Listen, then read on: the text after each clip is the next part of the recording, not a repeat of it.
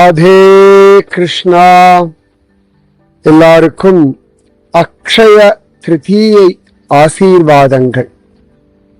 ரொம்ப விசேஷம் அக்ஷய திருதியை.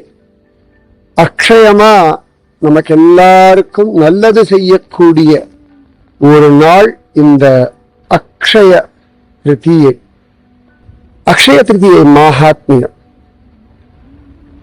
இந்த அக்ஷய திருதியை அன்னைக்குதான் கங்கை பூமியில இறங்கினாள்.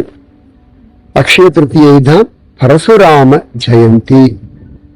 அக்ஷய திருதியை தான் நம்ம பலராமருடைய ஜெயந்தி.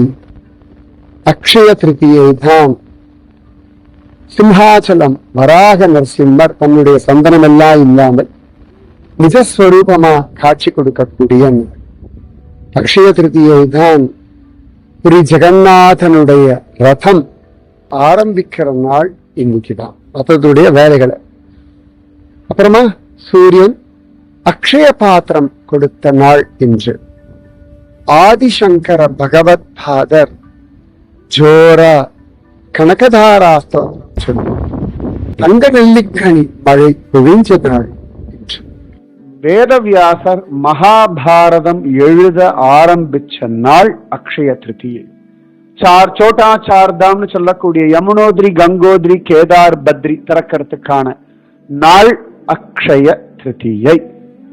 நிறைய பேர் செல்வம் நிறைய சேரணும் அப்படின்னு ஆசைப்பட்டு இந்த அக்ஷய திருதியை அன்னைக்கு தங்கம் வாங்கிறதுன்னு ஒரு விரதமா வச்சுட்டு இருக்கார்கள். அக்ஷயம் அப்படின்னா குறைவில்லாதன்னு அர்த்தம்.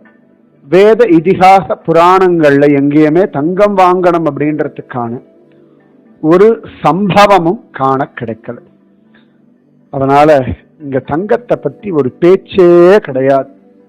நீங்கெல்லாம் ஞான தங்கம் சரியா, நாம தங்கத்தை சேகரிங்கோ, சத் சங்கம்ன்ற தங்கத்தை நிறைய வாங்கி வச்சுக்கோங்கோ, பகவத் தியானம்ன்ற நீங்காத செல்வம் நிறைச்சு வச்சுக்கோங்கோ. இதுதான் முக்கியம் சரியா. ராதே கிருஷ்ணா.